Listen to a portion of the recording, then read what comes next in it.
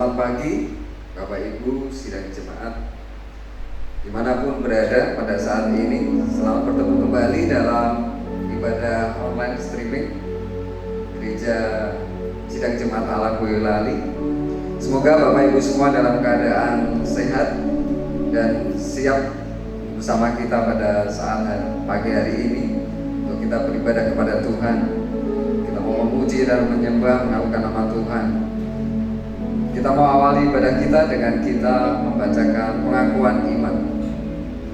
Pengakuan iman, saya percaya Alkitab adalah firman Allah yang diilhamkan dan tanpa salah, satu-satunya kaidah yang mutlak dan berwenang bagi iman dan perilaku manusia.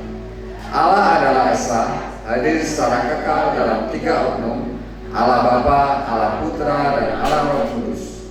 Tuhan Yesus Kristus ilahi adanya, lahir dari seorang anak darah, hidup tanpa dosa, melakukan mujizat-mujizat, menebus manusia yang berdosa melalui kematiannya, bangkit secara badani, naik ke surga dan dimuliakan di sebelah kanan Allah Bapa, akan datang kembali ke bumi dalam kuasa dan kemuliaan untuk memerintah dalam kerajaan 1000 tahun.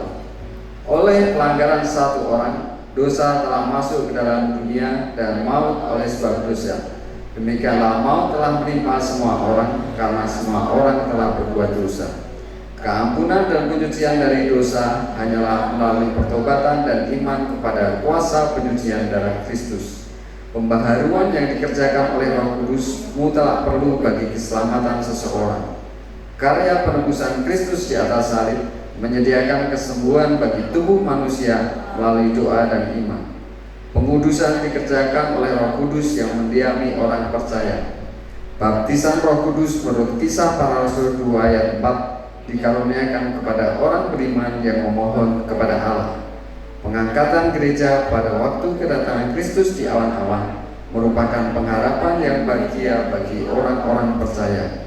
Kebangkitan tubuh bagi orang-orang percaya maupun yang tidak percaya, yang pertama untuk menerima hidup yang kekal, dan yang kedua untuk menerima hukuman yang kekal. Amin. Imanku, ikut iman dan Allah, nyata kasihnya, kuasanya untukmu, untukku, dan untuk kita semua. Sungguh besar kasih setia Tuhan bagi kita, anak-anaknya yang percaya kepadanya, yang kita telah dipanggil menjadi anak-anaknya. Tuhan yang begitu luar biasa kasihnya buat kita. Dia telah berikan anaknya yang tunggal buat kita untuk menebus dosa kita, mati di kayu salib, dan melalui pengorbanannya kita menjadi beroleh pengharapan dan hidup kita menjadi layak di hadapan Tuhan. Tiada kata yang bisa kita lukiskan atas kebaikan Tuhan ini selain pujian dan penyembahan kita kepada Tuhan dan mengiring Tuhan setiap saat, setiap waktu. Kita mau tinggikan nama Tuhan, kita akan memuliakan nama Tuhan, kita menyembah Tuhan. Haleluya. Sungguh besar setiamu, haleluya Tuhan, nyata di sepanjang hidup. Darahmu telah layakkan kehidupanku. Tiada kata yang bisa, tiada kata yang bisa lukiskan indahnya Kau Tuhan. Bagimu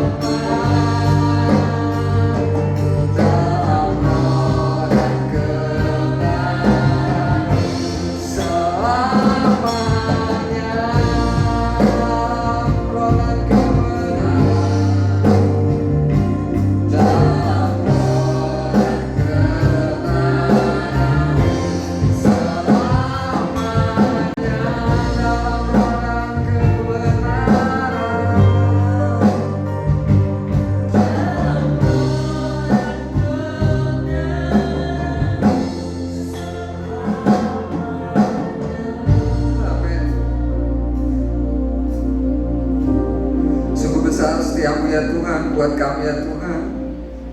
Terima kasih atas karya-Mu ya Tuhan yang begitu luar biasa buat kami ya Tuhan.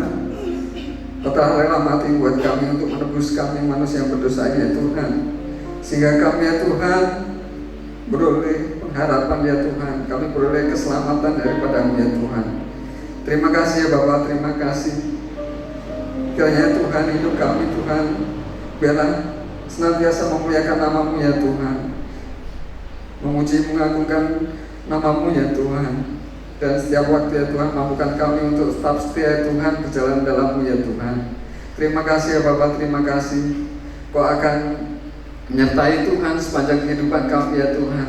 Kau akan memberikan kami perlindungan ya Tuhan, senantiasa buat kami ya Tuhan. Buat seluruh sidang jemaat ya Tuhan, dimanapun berada ya Tuhan, Kau akan hadir bersama dengan mereka ya Tuhan. Lawatan-Mu ada bersama dengan sidang jemaat-Mu ya Tuhan. Dan kuasa-Mu, Roh Kudus-Mu ya Tuhan akan tinggal bersama dengan kami.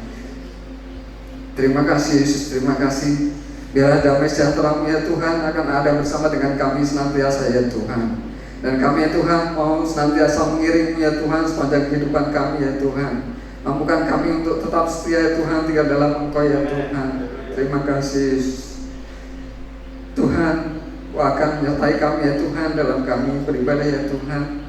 Pimpin kami ya Tuhan, sertai kami, layakkan kami untuk melayani Engkau ya Tuhan. Dan kami ya Tuhan sedang jemaat-Mu dimanapun berada ya Tuhan, biarlah kami boleh bersama-sama memuji melakukan nama-Mu ya Tuhan, menyembah-Mu ya Tuhan. Dan kami juga mau dengan pengenalan akan firman-Mu ya Tuhan. Terima kasih ya Bapa, terima kasih. Kami serahkan ya Tuhan ibadah kami ini kepada-Mu ya Tuhan. Dan kiranya ya Tuhan berkat-Mu ada bersama dengan kami. Terima kasih ya Bapa, kami naikkan doa kami ya dalam kasih setia-Mu bagi kita yang percaya. Kita akan katakan amin. Haleluya. Luar biasa. Terpujilah nama Tuhan. Siap memuji nama Tuhan saat ini Bapak Ibu dimanapun berada. Amin. Tuhan adalah kekuatan bagi kita. Amin. Dia gunung batu dan sumber keselamatan bagi kita.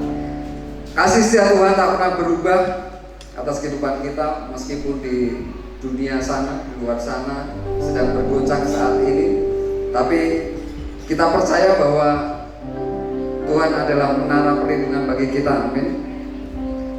Kita mau bersyukur kepada Tuhan pada saat ini atas penyertaan Tuhan buat kita. Aku mau bersyukur padamu Tuhan, sebab cintamu padaku tak pernah berubah, hatiku percaya.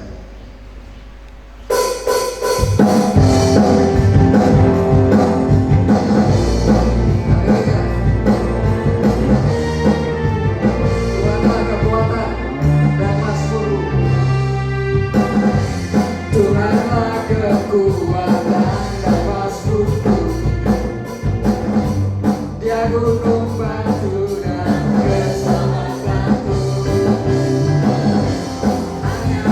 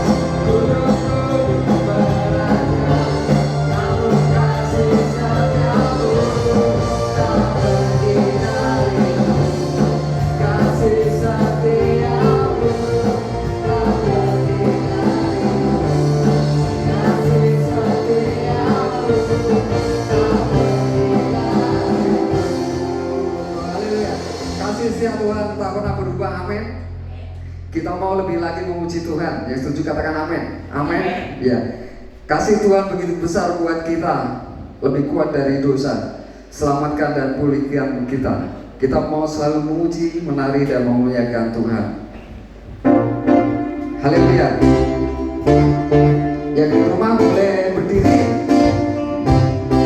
dan memuji Tuhan. Kalau boleh menari juga boleh. Kasih yang begitu besar, lebih kuat dari dosa. Kasih yang menemukan, kasih yang menemukanku, selamatkan dan pulihkanku. Ku naikkan syukurku, ku takkan berhenti memuji, meninggikan namamu selalu, menaik memuliakanmu, dibebaskan, dibangkitkan, hidup yang kau dan ini hanya untukmu. Amin. Kita mau naikkan syukur kita kepada Tuhan. Kita memuji Tuhan setiap waktu. Kasih yang begitu besar, lebih kuat dari dosa. Kasih yang menemukanku, selamatkan dan pulihkanku. Ku naikkan syukurku, ku takkan berhenti memuji, meninggikan namamu selalu, memuliakanmu, dibebaskan, dibangkitkan, hidup yang kau dan ini hanya untukmu. Haleluya. Kita memuji Tuhan, tinggikan Tuhan, menari buat Tuhan. Haleluya. Kita naikkan syukur kita kepada Tuhan. Pujikan semuanya.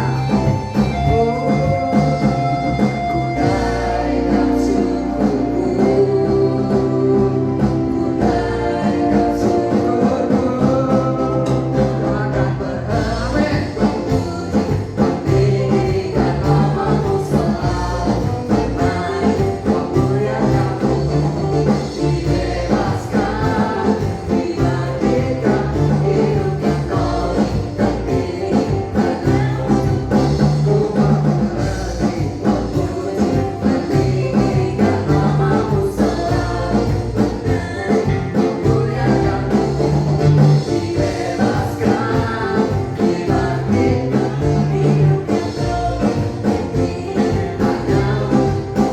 hidup yang kau hanya hidup yang kau dan ini hanya untukmu, hidup yang kau dan ini hanya untukmu. Haleluya, terpujilah nama Tuhan. Hidup yang Tuhan beri hanyalah untuk Tuhan saja. Amin. Amin. Lebih lagi kita mau menjadi hamba Tuhan saat ini, Bapak Ibu. Kalau tadi hidup kita adalah berharga di mata Tuhan, dan biarlah hidup kita hanyalah untuk memuliakan nama Tuhan saja. Lebih lagi kita mau menjadi hambanya Tuhan. Kiranya pakai hidup kita untuk mewartakan kasih, kebaikan Tuhan dimanapun kita berada. Dan maukah kita untuk melayani Tuhan seumur hidup kita. Tuhan, inilah hidupku. Haleluya.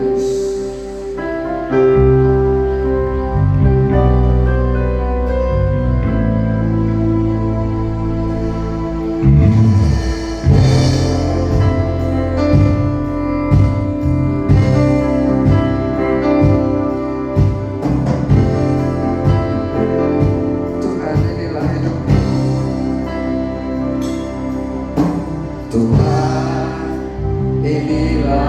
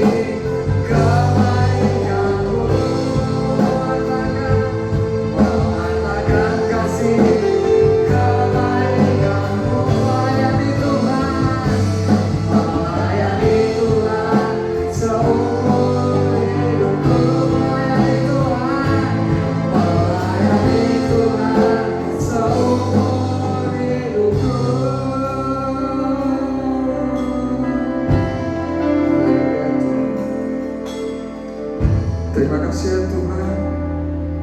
Inilah pernyataan kami ya Tuhan. Kami mau menjadi hamba-Mu ya Tuhan. Kami mau menjadi hati-Mu ya Tuhan. Untuk kami senantiasa mewartakan kasih kebaikan-Mu ya Tuhan. Dan mampukan kami ya Tuhan untuk melayani Engkau ya Tuhan seumur hidup kami ya Tuhan. Terima kasih ya Bapa. Kini saatnya kami buka hati kami ya Tuhan, untuk kami mendengar kebenaran firman-Mu ya Tuhan. Mari Tuhan hadirlah bersama kami ya Tuhan. Dan kiranya Tuhan Engkau sendiri akan berbicara buat kami ya Tuhan. Dan terima kebenaran firman-Mu boleh kami tangkap ya Tuhan dalam hati kami, dan boleh kami jalankan dalam kehidupan kami ya Tuhan. Berkati hamba-Mu ya Tuhan yang akan melayankan kebenaran firman-Mu ya Tuhan. Sembunyikan di bawah kaki salib-Mu ya Tuhan. Dan biarlah kuasa-Mu sendiri ya Tuhan, Roh Kudus-Mu ya Tuhan akan melingkupi dan berbicara buat kami ya Tuhan. Terima kasih ya Bapak, terima kasih. Kami sambut kebenaran firman-Mu ya Tuhan, yang dalam kasih setia-Mu, dalam nama Tuhan Yesus kami berdoa. Amin. Kami serahkan kepada Ibu Gembala.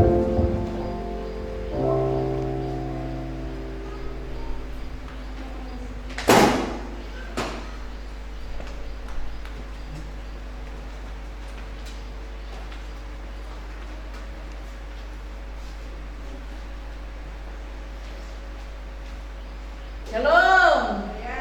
Selamat pagi, selamat ketemu kembali di dalam ibadah pagi hari ini.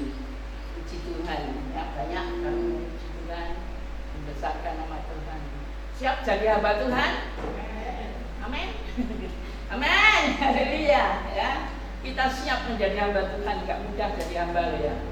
Jadi kalau kita menjadi cuma teman, punya sahabat, bersaudara, lain daripada namanya hamba. Hamba itu budak. Ya, kalau sekarang, zaman sekarang di Indonesia tidak diperbolehkan ya. Jadi hamba kalau dulu itu gatur ya, dan hamba itu adalah gatur tukon. Istilahnya kita tidak bisa berbuat apa-apa ya, selain menurut melakukan segala sesuatu perintah yang daripada juragan kita ya. Jadi kalau kita menjadi hamba seperti itu, nah, tapi kita sudah menyuci, menyanyikan suatu pujian, kita siap menjadi hamba, menjadi abdi.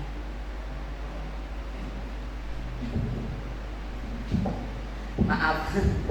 Haleluya. Jadi kita akan menjadi hamba, menjadi budak, menjadi abdi kepada Tuhan. Itu tidak mudah sebetulnya ya. Tetapi kita bisa itu karena Tuhan sendiri yang telah menyertai di dalam hidup kita. Bahkan Tuhan hidup di dalam diri orang yang telah percaya kepadanya. Puji Tuhan, pagi hari ini kita akan masuk di dalam firman Tuhan, dan masih ada di dalam kaitannya tema imanku. Demikian juga dengan hari-hari di mana setelah pencurahan Roh Kudus, kiranya kami benar-benar seperti ujian kami akan hidup baru di dalam Roh Kudus. Kita hidup baru menjadi hamba Tuhan. Kalau dulu kita menjadi hamba dosa dan kita telah ditebus oleh Tuhan Yesus, dan akhirnya kita dibenarkan menjadi orang yang benar di hadapan Allah karena pengampunan yang diberikan oleh Allah kepada kita. Puji Tuhan ya. Jadi tadi kita sudah baca di dalam kepercayaan iman. Saya banyak sering firman Tuhan saya kaitkan dengan kepercayaan iman kami sebagai orang yang di GSJA.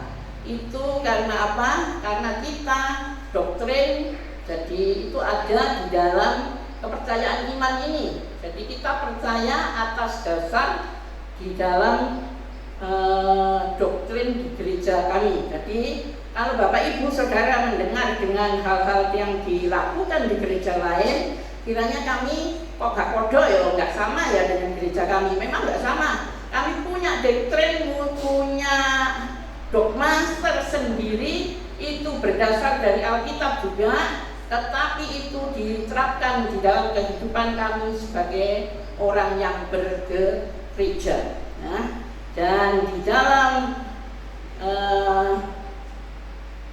tata gereja kami, di situ ada tentang pengakuan iman yang biasa kita baca. Kenapa setiap kali kita baca di dalam ibadah kita? Karena ini adalah kepercayaan kami.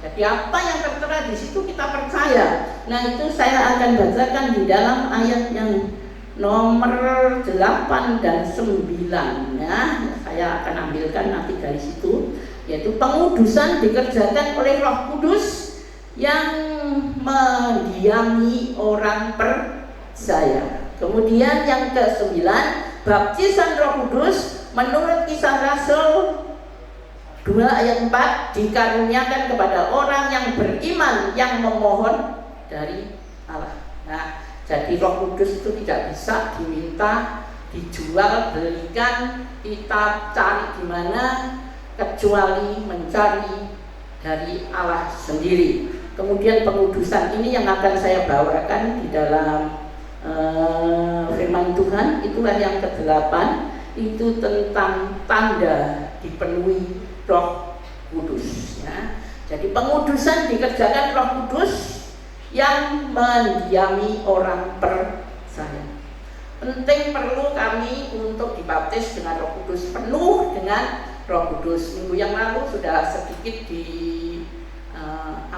oleh pendeta Christian Rika tentang itu penuh Roh Tuhan. Di Perjanjian Lama itu semua orang, semua nabi, semua apa yang tercantum di dalam Alkitab kita percaya itu adalah orang-orang yang sudah dipenuhi Roh Kudus, Roh Tuhan, dan mereka bisa menulis, mereka bisa mengubahkan hal-hal yang belum mereka alami ya. Dan itu banyak yang hal kita alami sekarang. Jadi mereka belum mengalami, tetapi mereka bisa. Karena apa? Karena yang berbicara bukan mereka, tetapi itu adalah Roh Tuhan, Roh Kudus yang berbicara pada waktu itu. Jadi ada dia di dalam diri para nabi, para raja, dan orang-orang yang dipakai oleh Tuhan pada waktu itu semuanya karena Roh Tuhan yang berbicara. Dan itulah yang dituliskan di dalam Alkitab kita yang dinamakan Wahyu ya, jadi Wahyu dari Allah. Nah, jadi di dalam Perjanjian Lama itu banyak. Kenapa? Kita bisa melihat bahwa mereka dipenuhi dengan Roh Tuhan. Contohnya saja Yusuf ya. Yusuf pada waktu dia ada di Mesir, itu dia diberi hikmat itu oleh Tuhan. Jadi ada Roh Tuhan yang ada di dalamnya. Kalau kita baca di dalam kitab Kejadian, di dalam mana Yusuf pada waktu dia sampai di Mesir dan apa perbuatan-perbuatannya yang ada di sana. Sebetulnya sebagai manusia, dia tanpa Roh Kudus, dia rasanya nyesal, rasanya mungkin sudah tidak menyembah kepada Tuhan lagi ya. Karena apa? Dia yang baik, dia anak daripada Yakub. Kemudian itu adalah dia ada lahir dari orang-orang keturunan orang yang beribadat kepada Tuhan. Tetapi nyatanya pada waktu ada di dalam kehidupannya dia tersia-sia istilahnya ya. Dia menderita terus sejak dia umur 12. Kalau kita lihat dia ada di dalam penderitaan karena dia tidak disukai oleh saudara-saudaranya. Sampai dia ada di dalam pembuangan istilahnya ya, dibuang dalam sumur. Akhirnya diambil oleh orang Median dan dijual kepada itu kafilah-kafilah orang Ismail yang ke Mesir. Dan akhirnya dia dijual ke seseorang pembesar di Mesir, itulah Potifar. Nah, jadi kalau kita melihat perjalanan dari Yusuf, di situ kalau kita lihat akhirnya di setiap apa yang dikerjakan, kalau kita baca di dalam firman Tuhan, bahwa Tuhan menyertai Yusuf ya. Dan waktu dia ada di rumah Potifar, itu godaan besar bagi anak muda ya. Dia ada di dalam penderitaan sebagai budak, sebagai hamba, tetapi dia justru disenangi oleh majikannya ya. Kalau orang di dalam penderitaan, di dalam kesusahan ya, dia ada kesempatan ya untuk berbuat jahat sebetulnya ya, berbuat hal yang tidak benar, tetapi secara daging mungkin dia akan senang, ya. Akan senang, dia disukai oleh juragannya, oleh majikannya, bukan sembarangan, ya. Dia adalah seorang budak. Tetapi kita lihat, karena roh Tuhan menyertai Yusuf, dia bisa menolak itu. Hal yang luar biasa. Kalau dia sampai menolak kepada majikan juragannya, itu adalah hal yang besar yang harus dia terima, itulah hukuman. Akhirnya benar kan, ya. Jadi kalau dia seorang budak ini tidak bisa berbuat apa-apa, hamba harus manut kepada majikannya. Nah, akhirnya apa yang dikatakan oleh majikannya, yaitu yang terjadi. Nah, jadi dia masuk penjara. Tetapi pada waktu dia ada di dalam penjara, dia tidak menyesal lagi dan dia tidak mengeluh, dia tidak gerundel, ya kok kayak ini ikut Tuhan dan lain sebagainya, tidak. Justru dia bersyukur, berterima kasih kepada Tuhan pengalaman-pengalaman yang dia alami. Karena apa? Di situ dikatakan Tuhan menyertai Yusuf, ya, sampai terakhirnya dia menjadi seorang pembesar di Mesir. Itu semuanya karena apa? Karena Roh Kudus, Roh Tuhan menyertai di dalam hidupnya Yusuf. Ini tanda orang yang disertai Tuhan. Roh Kudus memenuhi di dalam kehidupannya. Jadi Yusuf dipenuhi Roh Kudus karena segala sesuatu apa yang diperbuat itu mempermuliakan nama Allah. Kita baca di dalam Alkitab kita, di dalam Kisah Para Rasul, ini tentang pencurahan Roh Kudus. Kalau kita baca di dalam ayat yang keempat, ini kenapa sih kok dibaca kok ini yang menurut di tata gereja kita. Di dalam Kisah Para Rasul ayat yang keempat bunyinya seperti ini. Nah, saya bacakan.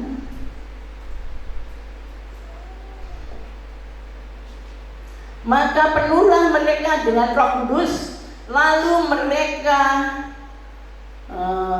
mulai berkata-kata dalam bahasa-bahasa lain, seperti yang diberikan oleh Roh itu kepada mereka untuk mengatakannya. Penekanan biasanya yaitu di dalam kami sebagai orang yang beraliran Pentakosta, itu di dalam kata-kata yang mengatakan di dalam firman Tuhan ini seperti ini. Lalu mereka mulai berkata-kata dalam berbahasa-bahasa lain. Bapak Ibu Saudara sekalian, kalau saya sekarang berbicara kepada saudara-saudara, saya tidak menekankan di hal ini. Memang benar, ya. Berkata-kata, kalau kita baca selanjutnya di situ dikatakan mereka bisa berbahasa Arab, berbahasa Ireni, bahasa, ya banyak sekali di situ dikatakan, ya. Padahal dia adalah orang Galilea. Jadi mereka bisa berbahasa macam-macam, Pastia, Media, ya, Elam, ya. Jadi banyak hal yang mereka katakan. Jadi para murid pada waktu itu berbicara bermacam-macam bahasa, ya. Padahal mereka cuma satu, ya. Jadi satu bahasa yang mereka bahasakan pada waktu mereka dipenuhi Roh Kudus. Nah kadang-kala kita memang ada namanya bahasa roh, ya. Saya sendiri kadang kalau saya tidak siap atau tidak bisa dengan roh yang itu dari Tuhan menunjukkan bahwa itu harus diterjemahkan, itu tidak berani menerjemahkan, ya. Tetapi orang yang berbicara itu harus bisa menerjemahkan. Jadi kalau di situ ada bermacam-macam suku bangsa, contohnya ada orang Madura, ada orang Sunda, ada orang Amerika, ada orang Batak, ada orang banyak orang India dan lain sebagainya. Mungkin di dalam satu ruangan kami ada di dalam persekutuan, di dalam gereja, maka di situ mereka itu bisa mendengar orang ini berbicara, itu diterjemah masing-masing oleh orang-orang ini, ya. Jadi itu bahasanya nggak kita ngerti kalau secara normal, tetapi dengan roh kita bisa menerjemahkan. Jadi itu apa, ya? Dan itu yang saya maksudkan di sini, ya. Jadi kalau di sini tadi bahasanya itu bermacam-macam, tetapi satu hal yang dimengerti oleh banyak orang di situ, itu di sini tadi dikatakan di dalam pasal 2 ayat yang keempat tadi. Maafkan, membuka di dalam pasal 2 ayat yang keempat demikian bunyinya. Maka penuhlah mereka dengan Roh Kudus, lalu mereka mulai berkata-kata dalam bahasa-bahasa lain, ya, seperti yang diberikan oleh Roh itu kepada mereka untuk mengatakannya. Jadi dia mengatakan itu bukan dari dirinya sendiri, ya. Sekarang ada pelajaran dipenuhi Roh Kudus, berbicara di dalam bahasa roh. Terus terang secara pribadi saya nggak setuju. Jadi orang berbicara nggak usah didikte. Itu karena dari Allah, maka Allah yang mengatakannya. Ya. Jadi kalau kita sudah dipenuhi Roh Kudus, maka kita bisa bicara nggak ngerti. Kadang-kadang saya sendiri berbicara itu nggak ngerti. Nah kadang-kadang mereka cuma dengarnya yaitu laba-laba atau bahasa cetak apa guri dan lain sebagainya. Nah itu sebabnya biasanya kalau kita masuk di dalam kebaktian untuk dipenuhi Roh Kudus, itu yang lebih baik kita memuji, memuliakan nama Allah. Itulah dengan pujian, haleluya, haleluya, haleluya. Kalau hati kita sudah digerakkan, hati kita sudah hancur di hadapan Tuhan, kita merasa ada di dalam rendah diri, rendah hati di hadapan Tuhan. Dan itu tadi yang dikatakan, kita benar-benar seperti hamba budak, ya, kita menyerah penuh kepada Tuhan, kepada Roh itu untuk memenuhi kita, maka itu benar-benar kita bisa dipenuhi dengan Roh Kudus, ya. Jadi di situ sebab apa? Di Petrus, ya, di Kisah Rasul ini, pada waktu Petrus sebelum dipenuhi dengan Roh Kudus, kelakuan Petrus sangat-sangat nyebel gitu ya. Dia katanya sebagai murid Tuhan, dia akan setia sampai mati. Tuhan di mana dia akan ikut, Tuhan mati dia mau mati. Tapi padahal pada waktu Tuhan baru digabyang-gabyang masuk di dalam tahanan, dia sudah lari dari Petrus. Karena apa? Karena dia belum begitu percaya benar, karena Roh Kudus belum memenuhi di dalam kehidupannya. Dia masih ada di dalam keraguan-keraguan. Apa yang jadi? Nah, setelah dia dipenuhi dengan Roh Kudus, kalau kita lihat, dia akhirnya dia bisa, ya, pada waktu pertama kali dipenuhi Roh Kudus, di situ Petrus berani mengatakan, berani dan berdiri, dan dia mewakili para murid pada waktu itu bahwa jam di tempat mungkin waktu itu disebutkan jam 9 pagi. Itu mereka bukan mabuk, tetapi mereka benar-benar, ya, jadi mungkin ramai banget ya, berdoa sampai mungkin teriak-teriak dan lain sebagainya, ya. Dan di situ dikatakan ada lidah-lidah api yang di atas mereka dan angin berhembus dengan kencang, ya. Nah itu akhirnya tanda-tanda hal-hal yang aneh yang terjadi pada waktu itu. Dan Petrus benar-benar berani berdiri pada waktu itu dan menyaksikan bahwa teman-temannya pada waktu itu berdoa, bukan mabuk, ya. Nah di sini dikatakan jadi mereka menyaksikan bahwa Petrus sangat berani pada waktu itu. Dan kalau kita lihat di dalam firman Tuhan, pada waktu banyak orang yang percaya dengan Petrus yang mengatakan bahwa Yesus itu yang disalibkan oleh bangsa Yahudi pada waktu itu, dialah sebetulnya yang menebus, dialah yang menjadikan manusia sedunia sebumi ini menjadi selamat karena pengorbanan daripada Tuhan Yesus. Dan akhirnya pembuktian, dia bangkit daripada kematiannya. Dan itulah yang dikatakan Petrus pertama kali pada waktu dia khotbah di depan banyak orang. Dan akhirnya banyak orang yang percaya karena Petrus penuh dengan Roh Kudus pada waktu itu. Jadi bicaranya bukan bicaranya manusia, tetapi roh yang ada di dalamnya itulah yang memberikan keberanian. Kalau enggak, dia masih takut.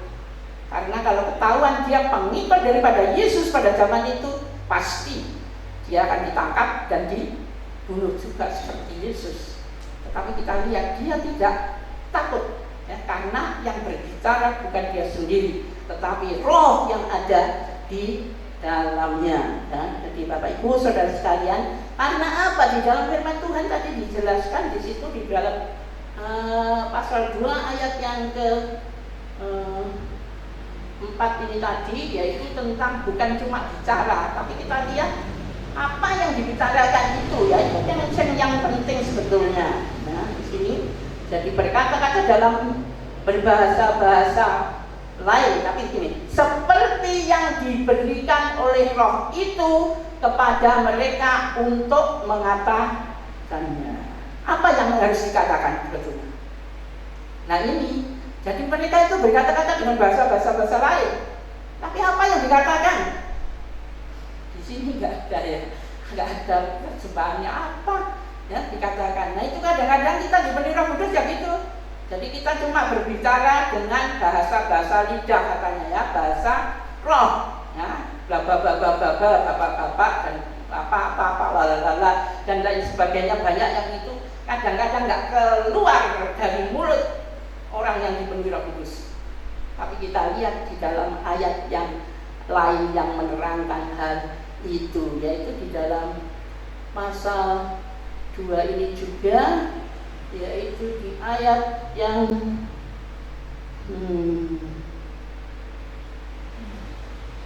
maafkan saya tadi salah, yaitu di dalam pasal yang kedua ini, di dalam ayat yang ke-3, di dalam ayat yang ke-11, baik orang Yahudi maupun penganut agama Yahudi, orang Kreta dan orang Arab, kita mendengar mereka berkata-kata dalam bahasa kita sendiri. Nah, kemudian tentang perbuatan-perbuatan besar yang dilakukan Allah. Jadi mereka itu mendengar suara yang berbeda-beda, berbahasa-bahasa apa-apa, tapi yang dikatakan itu adalah ini ya. Jadi yang biasanya yang dimengerti orang-orang lain, dipenuhi Roh Kudus itu pokoknya mereka itu berbicara dengan bahasa roh. Tetapi satu hal yang harus dibicarakan yaitu tentang kebesaran Allah. Bapak Ibu Saudara sekalian, itu penting bagi kami, memuji, memuliakan nama Allah, membesarkan namanya. Maka disitulah maka kita bisa bersyukur, berterima kasih. Orang bisa berbahagia, senang, itu bukan karena senang dunia ya. Kadang-kadang jiwanya penuh dengan kebahagiaan karena bisa mempermuliakan nama Allah dan bisa menangis, bisa terseduh-seduh, akhirnya bisa berlutut, menyembah, memuji, memuliakan nama Allah. Nah itulah sebabnya di sini dikatakan. Jadi mereka itu berbicara berbahasa semacam-macam ya. Tetapi yang dikatakan itu satu hal. Itulah di sini dikatakan tadi, kita mendengar mereka berkata-kata dalam bahasa kita sendiri tentang perbuatan-perbuatan besar yang dilakukan Allah. Perbuatan-perbuatan besar yang dilakukan Allah, itu yang mereka katakan bermacam-macam bahasa pada waktu itu.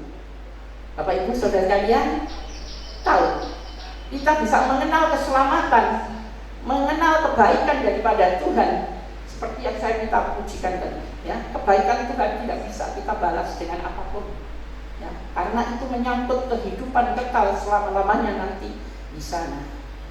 Tanpa kebaikan Tuhan, kita akan tetap menjadi miliknya dosa, miliknya si setan, dan kita akan masuk ke dalam majikan kita bersama-sama dia. Itulah ke neraka kalau kita tetap ada di dalam dosa tanpa penebusan daripada Tuhan Yesus. Keselamatan harus ada penebusan, pengorbanan daripada Yesus yang harus mati, dan akhirnya kita diampuni, dibenarkan oleh Tuhan.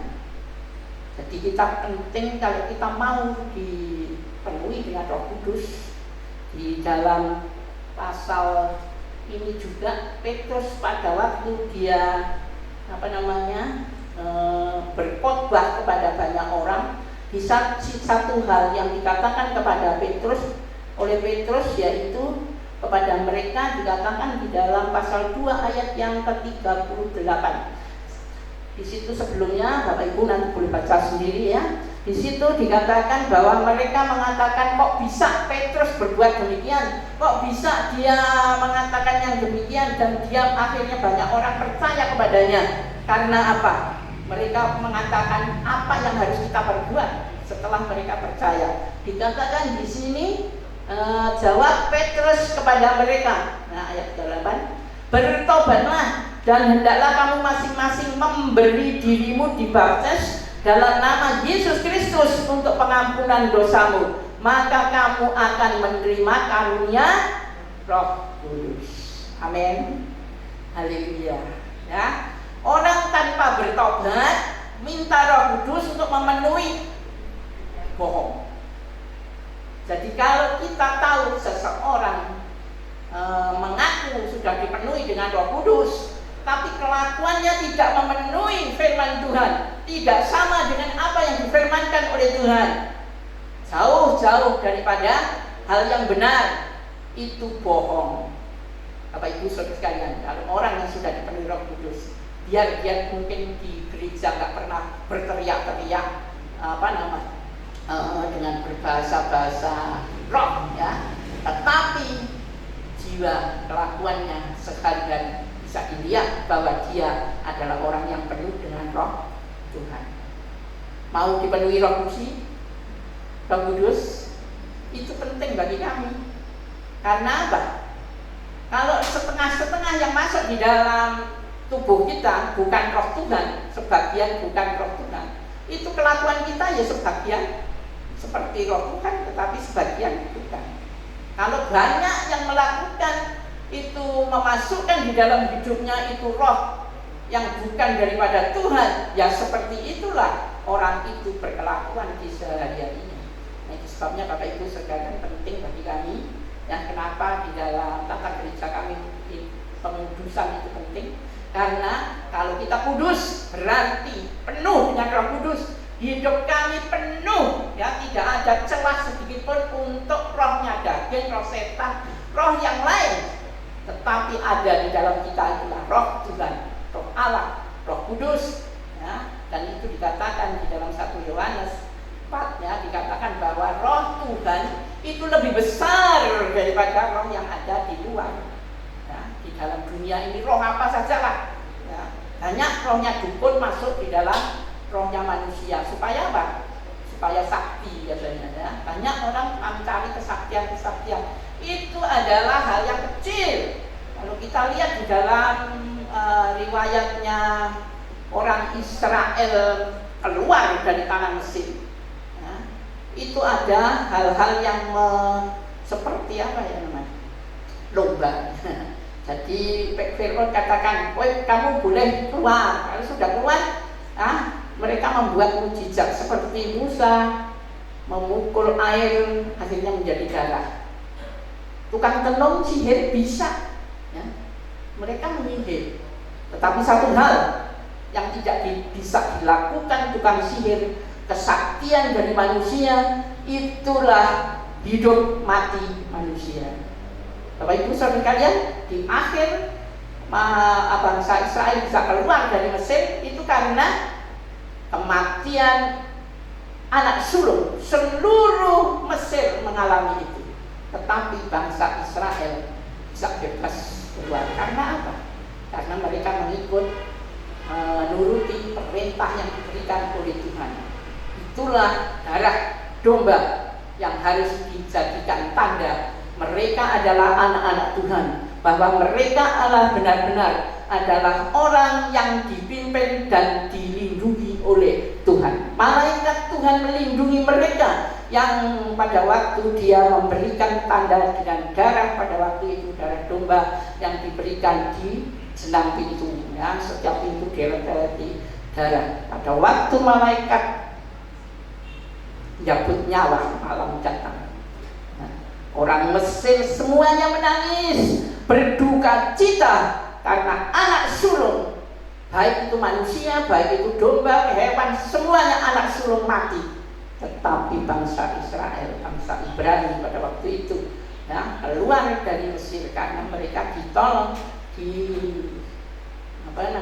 lindungi oleh Tuhan. Dan malaikat Tuhan tentunya dapat perintah dari Tuhan sendiri supaya mereka melihat, ya, malaikat melihat ada darah domba yang ada melindungi bangsa Ibrani pada waktu itu. Nah, Bapak Ibu Saudara sekalian, demikian juga sekarang Bapak Ibu Saudara sekalian, kita adalah dibenarkan oleh Tuhan itu karena darah domba adalah darah yang melindungi kita dari segala apapun itu yang ada di dalam dunia ini. Kematian yang ada adalah kematian sementara. Tetapi kalau kita percaya darah domba itu akan membawa kehidupan kekal bagi kita selama-lamanya ada di dalam surga. Jadi siapa yang percaya kepada Tuhan Yesus, maka di situ mendapatkan kehidupan yang kekal. Bapak Ibu Saudara sekalian, jadi di dalam ayat 38 tadi mengatakan bahwa kemudian kita akan baca di dalam ayat berikutnya 39 ya. Di situ ayat 2. Pasal 2 ayat yang ke-38 39 ya. Jadi jawab Petrus pada waktu itu, kalau mau dipenuhi Roh Kudus harus bertobat. Kemudian sebab bagi kamulah janji itu, dan bagi anak-anakmu, dan bagi orang yang masih jauh, yaitu sebanyak yang akan dipanggil oleh Tuhan Allah kita. Bagi orang jauh, Bapak Ibu sekali mungkin sering baca ya, ini orang jauh ini apa teman? Ya, jadi untuk kita, untuk keluarga kita, anak-anak sampai kepada siapapun yang ada di dalam rumah tangga kita, semuanya dijanjikan bisa dipenuhi Roh Kudus. Tetapi di sini ada orang jauh, tapi di situ ada kata-kata yang lain ya. Jadi dan dengan banyak jadi bagi orang yang masih jauh, yaitu sebanyak yang akan dipanggil oleh Tuhan Allah kita. Orang jauh yang akan dipanggil. Berarti di sini orang yang masih jauh dari Tuhan Yesus. Jadi orang yang belum mengenal kepada Tuhan Yesus, tetapi kalau dia dipanggil seperti kita mungkin ya, di antara Bapak Ibu Saudara mungkin ada yang keturunannya memang Bapak Ibunya sudah mengenal Tuhan, tapi ada kita dulu jauh, kita nggak kenal siapa itu Yesus ya. Kita punya kepercayaan yang lain. Tetapi setelah Tuhan panggil kami dan kami masuk di dalam persekutuan kami, orang-orang yang percaya, itulah Bapak Ibu Saudara sekalian yang jadi gereja pada saat ini. Bapak Ibu Saudara sekalian, jadi kalau kita tahu bahwa kita dulunya bukan orang yang percaya juga kepada Tuhan, itu termasuk kita juga orang yang jauh dari Tuhan. Tapi puji Tuhan ya, ada orang yang bisa mengenalkan Yesus Juru Selamat itu kepada kita. Seperti saya Bapak Ibu Saudara sekalian, kalau ditanya siapa yang kenal itu, tidak seorang pun ada yang datang kepada saya memberitahukan bahwa Yesus itu Juru Selamat, bahwa Yesus itu kamu harus sembah dan lain sebagainya. Tapi saya bisa percaya lewat apa? Lewat radio. Aneh ya, tapi itu benar. Jadi siaran di radio itu juga bisa kita dengar cerita-cerita dan lain sebagainya. Kemudian dengan kursus-kursus yang kita baca, dan saya mengikuti itu kursus tertulis. Bapak Ibu Saudara kalian, kalau saya mungkin nggak punya hikmat, nggak punya pikiran dan mengembangkan segala sesuatu apa yang saya terima, mungkin saya jadi pengikut aliran sesat ya. Jadi orang Kristen tapi aliran sesat ya. Jadi saya itu kursus sembarang dari gereja itu saya ikuti ya. Dari Katolik gitu ya, terus dari Advent, Bapak Ibu Saudara, Advent itu sampai lulus saya dapat punya ijazah banyak sekali, dapat penghargaan pernah saya itu medali emas itu dari Bandung saya dapat ya. Tetapi puji Tuhan ya, Tuhan itu baik. Saya pikir-pikir kok yang jelas itu orang Kristen itu kan. Jadi anggapan saya waktu itu orang Kristen itu semuanya nggak bener gitu ya. Sering mereka itu menubatkan hari-hari kiamat biasanya, dihitung, dilipat hari kiamat itu tanggal sekian, tahun sekian, bulan sekian, jam sekian, dan lain sebagainya. Nah, saya bilang, oh bener. Nah, akhirnya saya mendapati hal-hal yang nggak bener. Itu bohong ya. Nah, seperti itu. Hati-hati Bapak Ibu Saudara sekalian. Ya, bagi kita yang sudah percaya kepada Tuhan, demikian juga kami ada berlindung di dalam gereja di tempat ini. Kiranya kami bisa milah-milah yang benar, yang mana. Jadi jangan dikebiak-kebiak gitu ya istilahnya. Tetapi mari kita benar-benar ya, kita ada di tempat ini. Demikian juga kita akan mengikuti pelajaran-pelajaran yang benar di sini. Jangan dibanding-bandingkan ke sana sini, tetapi bandingkan dengan pikiran. Itu saya, betul ya. Kalau saya seperti itu benar enggak dan benar dan saya sendiri yang bisa mengoreksi. Demikian juga Bapak Ibu Saudara sekalian yang ada di rumah pada saat ini. Kiranya kami benar-benar membaca firman Tuhan, merenungkan, demikian juga kita akan masukkan di dalam hati kami itu benar-benar benar enggak gitu ya. Nah, demikian juga dengan ini tadi.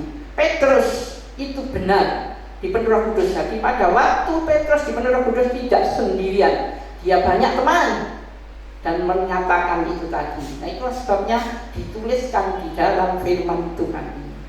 Nah, dan ini diakui dan diikuti banyak orang dari tahun permulaan gereja mula-mula ada.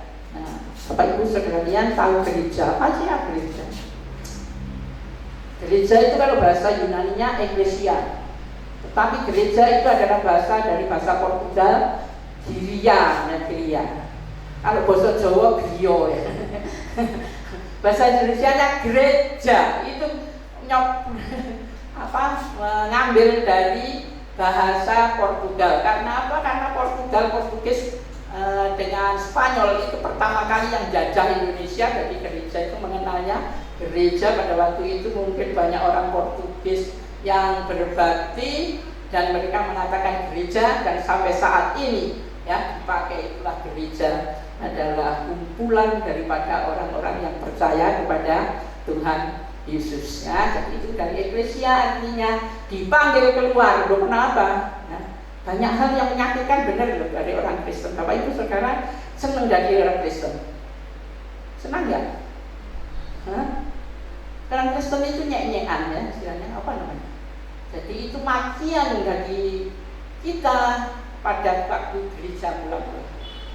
Gereja mula-mula itu tidak diakui oleh banyak orang karena diakui yang di sana adalah termasuk itulah aliran yang sesat, menyesatkan. Ya, itulah sebabnya mereka banyak dibunuh. Ya. Jadi kalau mengikut kepada Kristus yang mula-mula pasti ya dikejar-kejar kemana-mana. Tapi puji Tuhan, ya karena pengejaran mereka sampai ada orang-orang yang sampai ke Indonesia, bahkan sampai ke Boyolali, itu karena mereka jalan-jalan terus lari ke sana sini. Ya, seperti zaman sekarang kalau orang takut dibunuh, ya sekarang bukan dibunuh karena menjadi Kristen, tetapi dibunuh karena corona, Bapak Ibu Saudara.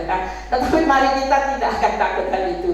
Barang tidak kelihatan. Ya, dari zamannya gereja yang mula-mula itu banyak orang yang dikejar-kejar karena mereka mengikut kepada Kristus, sehingga mereka di suatu kota yang namanya Antioquia, mereka dinamanya Kristen, itulah pengikut Kristus. Jadi kalau ada orang, Mbak Buya, itu kan yang gereja, berarti dia pengikut Kristus, itu akan ditangkap, dimasukkan penjara, ya, pada waktu itu. Bapak Ibu Saudara, tetapi kenapa sampai sekarang bisa meluas ke seluruh bumi kekristenan?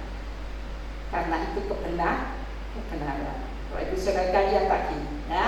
Jadi kita akan kabarkan, bukan pengabarannya cuma kata-kata bahasa lidahnya, tetapi mari kita akan beritahukan kabar baik.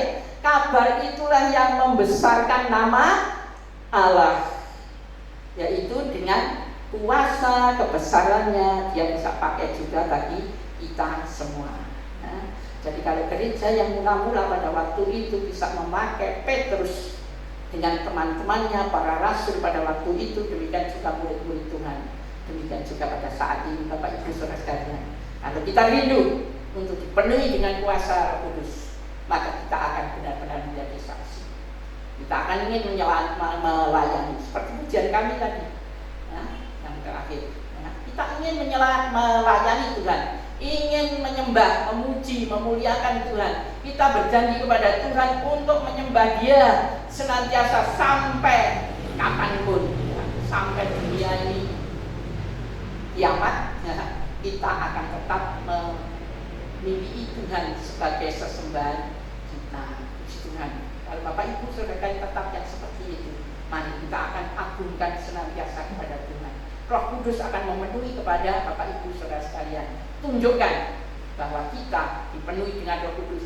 Itulah dengan perbuatan-perbuatan apa yang kita perbuat senantiasa, itulah perbuatan-perbuatan besar daripada Tuhan kita. Puji Tuhan. Pagi hari ini kiranya Tuhan akan menolong memberkati bagi Bapak Ibu Saudara sekalian. Ya, dunia banyak terpengaruh dengan hal-hal yang ada di dalam dunia ini. Tapi satu hal, Bapak Ibu Saudara sekalian, kita orang yang telah percaya kepada Tuhan ada Roh Tuhan yang memerintah, yang itu mengawasi di dalam kehidupan kita. Kalau kita tidak tahan melihat dunia pada saat ini, banyak orang karena sesuatu hal yang harus dilakukan bersama-sama untuk mencegah, untuk memutus rantai istilahnya penyakit ini enggak meluas, ya, banyak hal akhirnya mereka berkeluh kesah, enggak bisa bekerja, enggak bisa mencari duit, uang dan lain sebagainya, dan akhirnya mereka marah, mereka membuat hal-hal yang tidak benar di hadapan Tuhan. Tapi bagi anak-anak Tuhan, kita percaya Tuhan ada hal-hal yang indah dalam kehidupan kita. Kalau kita diam di rumah, kalau disuruh, ya kenapa? Pasti Tuhan itu akan memberkati dengan cara-caranya yang hebat. Itu contohnya saya sendiri. Kadang-kadang saya ini sampai bingung. Ya. Berkat Tuhan itu waktu saya diam di rumah itu berlimpah-limpah. Biasanya tidak ada orang yang membawakan lauk. Sekarang ada yang biasanya beras itu saya beli sendiri. Sekarang setiap bulan ada, bukan bulan saja, 2 minggu sekali ada beras. Bapak Ibu Saudara sekalian, saya sampai punya beras banyak sekali. Ya, biasanya saya itu beli tidak banyak, 10 kilo, 5 kilo, tapi sekarang itu sampai nando-nando. Saya sama sekali pembagian sedikit pun saya tidak akan ambil. Itu dibagikan untuk semua di RT RW di sini di jemaat. Saya tidak ada ambil. Saya sama Pak Yodi sama Chris, ya, tidak ada dus sama sekali, tidak ada. Nah, kapan itu saya kesini kok dusnya siji, ada yang kelewatan belum diantar. Bapak Ibu Saudara sekalian, maaf ya Mbak Muyak ya.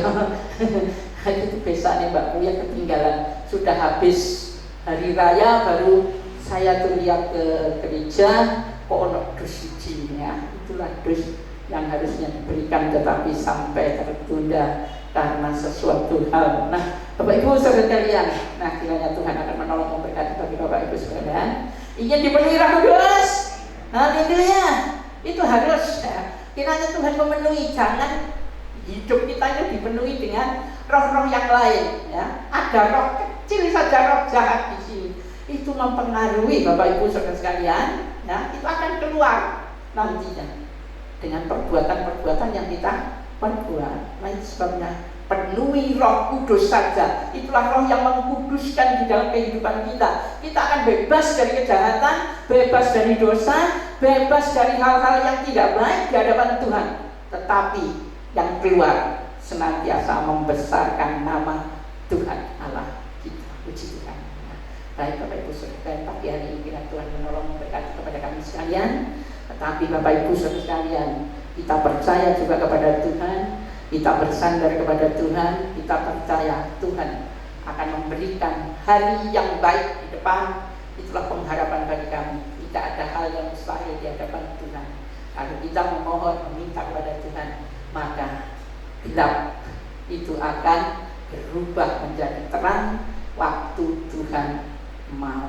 Puji Tuhan. Nah, baik. Kalau di dalam penciptaannya kan demikian. Pertama kali dunia ini gelap gulita, tetapi Tuhan memisahkan gelap dengan terang. Demikian juga bagi kita sekalian. Percaya, ya, tidak lama kita akan berhenti dengan corona itu. Kita serahkan kepada Tuhan. Sebagai orang-orang yang percaya, itu satu hal andalan kami. Berdoa kepada Tuhan dengan kuasa roh yang ada di dalam kita, nah, maka kita bersama-sama akan memusnahkan itu namanya virus corona. Baik, Bapak Ibu Saudara sekalian, kita akan tunduk kepala dan kita akan berdoa bersama-sama. Tuhan akan memberkati bagi kami sekalian. Bapa Allah yang di surga, terima kasih Tuhan pagi hari ini kami boleh bersama-sama ada di dalam persekutuan kami. Biar Tuhan kami ada berpencar-pencar, mungkin kami ada di luar kota, bahkan di luar pulau, bisa melihat, bisa bersama-sama di dalam persekutuan ini. Tetapi satu hal Bapa yang kami mohon kepadamu, kiranya Tuhan benar-benar akan pakai kami.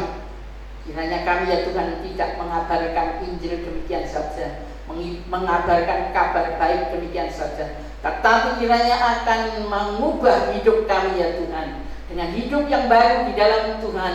Maka bila kami ya Tuhan dulu ada di dalam kehidupan yang lama, yang penuh dengan kejahatan dosa yang ada di dalam diri kami ya Bapa, karena dalam nama Yesus pada saat ini, di dalam namamu Bapa, seluruh jemaat GSCA Boyolali ada di dalam kekudusan, karena dipenuhi dengan Roh Kudus di dalam hidup anak-anakmu di tempat gereja ini.